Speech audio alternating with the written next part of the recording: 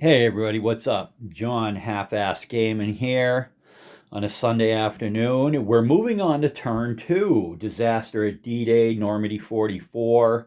So we're doing what do they call it? They call it the initial phase of turn two. And I've actually already done this. I just want to recap with you guys and get everything up to speed.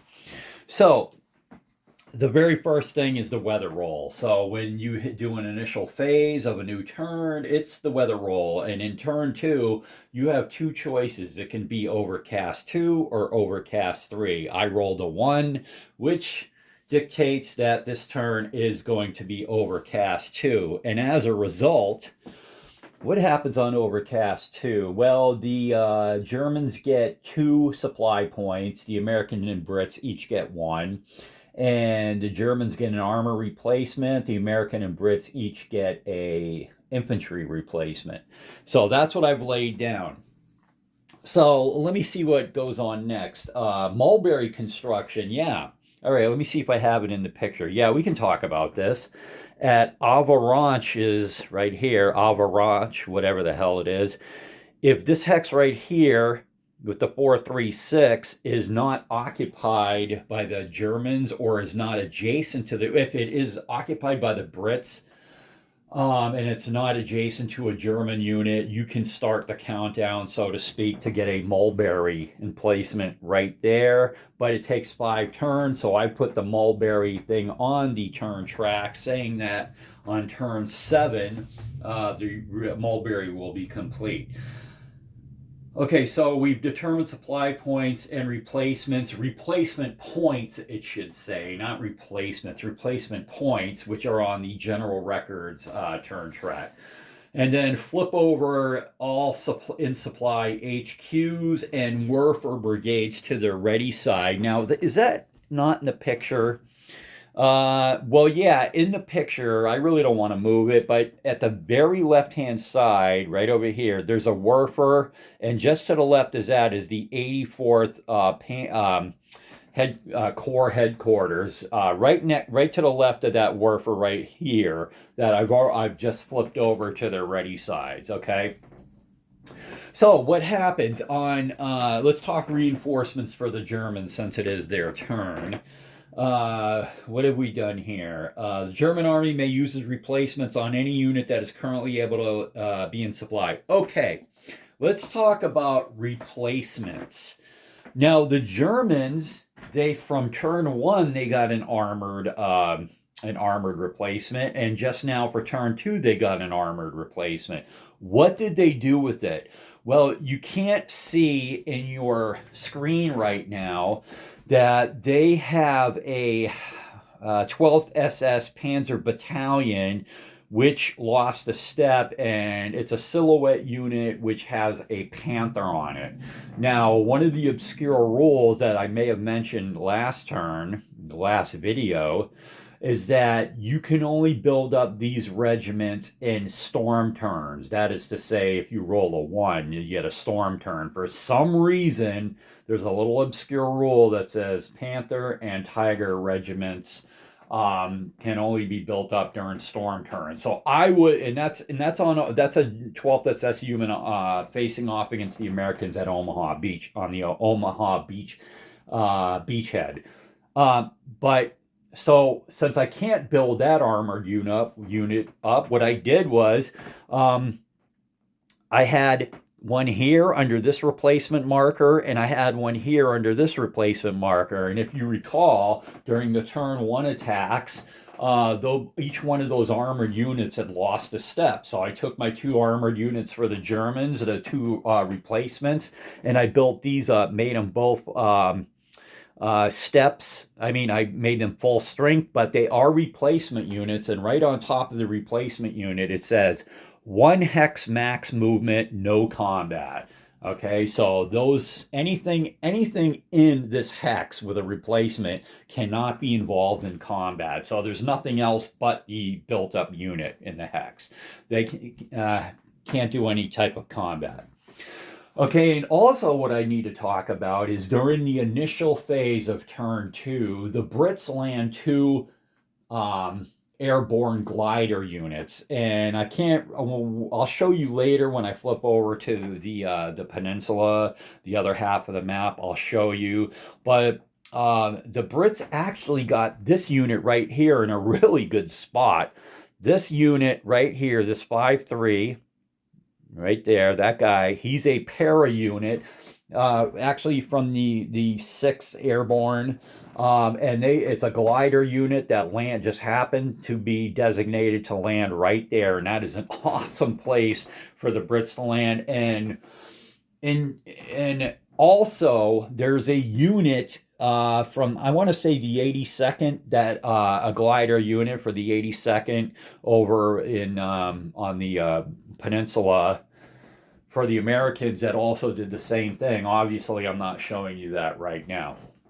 Well, I'll show you that in just a bit. So, anyways, and also now those are reinforcements, okay? Reinforcements. Now, I mean replacements. The two yellow counters right there, replacements.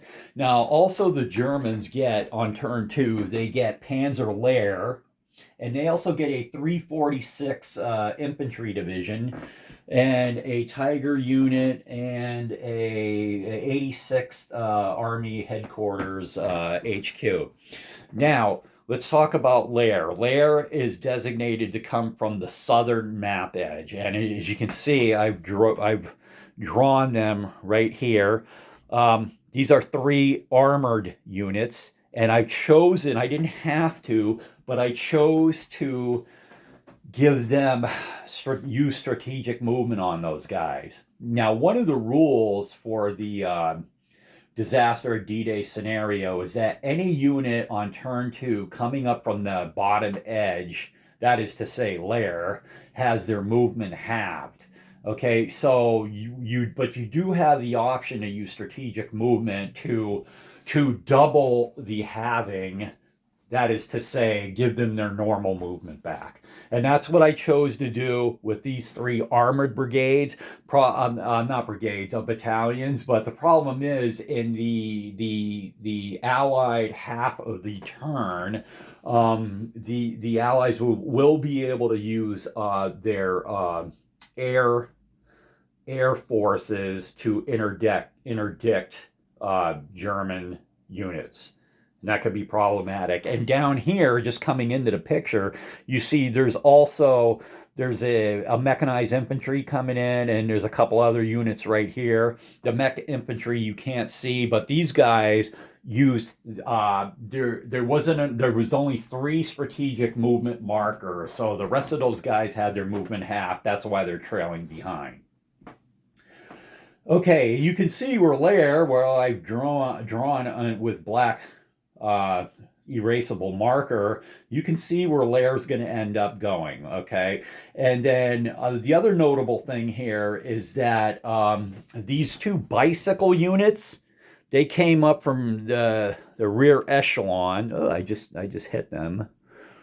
Okay, the 2 bicycle units have entered Bayou. There's a 2-4 underneath this guy. So those 2 bicycle units have come up from the St. Lo area, and they're now occupying Bayou. So we'll see what happens. Okay, so what I'm going to do is I'm going to go ahead and show you the other side, the American forces on Omaha Beach and the peninsula. Not too much going on over there, but that is German movement. And by the way, before I do that, you can see these guys up here, the 346 Division, like right under here, they've entered the eastern edge of the map, and they proceeded to this area. They're highlighted. They've got blue in their top right corner.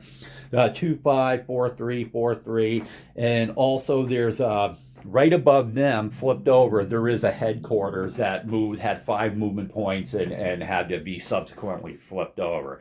So on turn 2, you do have an infantry division moving in from that edge as well. And let's talk about the attacks. This 4-3-5 armored battalion moved up from Con into this space, like 2 hexes. So it looks like they're setting up for another attack on one of these airborne units. And I don't know. They did bring in this unit of the 352nd right here. He came up again from the St. Lo area to just take this position right here. So that's what's going on there. Obviously, Lair didn't have enough movement to, even with the strat movement, they didn't have enough movement to get into the fight for turn 2. So let me go ahead and move this. Let me go ahead and get the picture on Omaha and the peninsula.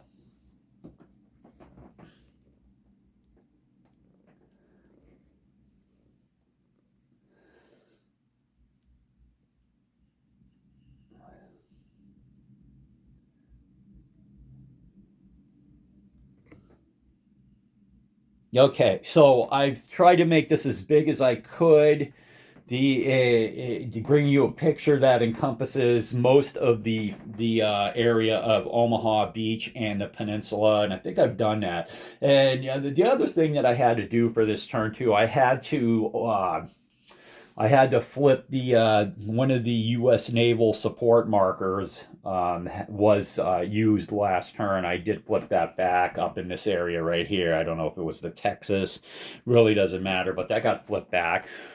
So let's talk about Omaha. Nothing going on, really no changes, no forces were brought to bear. There's really no changes in there, but I think what you're going to see is there's a couple of German markers. Here's that Panther Battalion, SS armored battalion right there, which I could not build up because unless it's a storm turn, you can't build them up. Not a big fan of that rule, but that's the way it goes. So that you're going to see probably all 3 units of the Germans are just going to attack the 29th Division next turn instead of trying to launch attacks on both of those stacks. So that's going to be very interesting. So, and the glider unit that I talked about from the 82nd Airborne, much like its British counterpart, this guy right here, this 4-3 right here, this glider unit airborne from the 82nd moved in right here, which is another good spot. So both glider units moved into really good, I want to say strategic spots in the at the front, whatever, and there's that 4-3 that just moved in on the second, the initial phase of turn 2, and so the Germans, they actually brought in 1 unit from the 709th, which is out of your picture. Every turn they get one. It says release 1 per turn starting on turn 2, and also on the 243rd Division. So they brought in units, and just out of your picture to the left. The headquarters, the continent headquarters, the name of the peninsula, whatever the hell it is, that headquarters moved up 1 hex, so it's eligible to contribute artillery to any of these fights. And yeah, and you see this unit moved up right here, bringing armored anti-tank artillery into the fight. And also back here, right behind this 225, is the same, another unit of the same type to bring in they're working their way to the front. So you see that the Germans, they could use a unit right here in this spot, but they're working on that. And I mean, they do have the Allies pretty much, I don't want to use the word contained, but the thing is, the Americans are going to be able to bring quite a bit of forces to bear because unlike last time, nobody's scattered over there. Okay, nobody's scattered. They'll be able to build up this. They'll be able to build up these 2 armored. Or I'm not armored, airborne. They should be able to upgrade those guys. And like I said, all the scatter is gone, so they may be able to take the fight to the Germans in the bocage over there, and it's going to be pretty cool. So that is your German. Well, let's call this video the initial phase. okay, the German replacement and movement turn. So I haven't really decided, I have that obligation to do 5 fights, 5 battles per turn, um, depending on how many beaches are open. And I'm going to have to get the definition of open beach. I don't know if Sword and Omaha are open. We'll see about that, but because I don't know if I have the men or equipment to supply 5 fights for the Germans. So this is just a 15-minute video. I'm gonna I'll probably do the rest of the German turn on the next video, but that's what's going on, and we'll just pan quickly across the beach. So that's the peninsula right there. Okay, all the scatter is gone. The beach is open for the Allies. They'll be able to move more units in. There's Omaha. That's going to be a bloodbath going forward.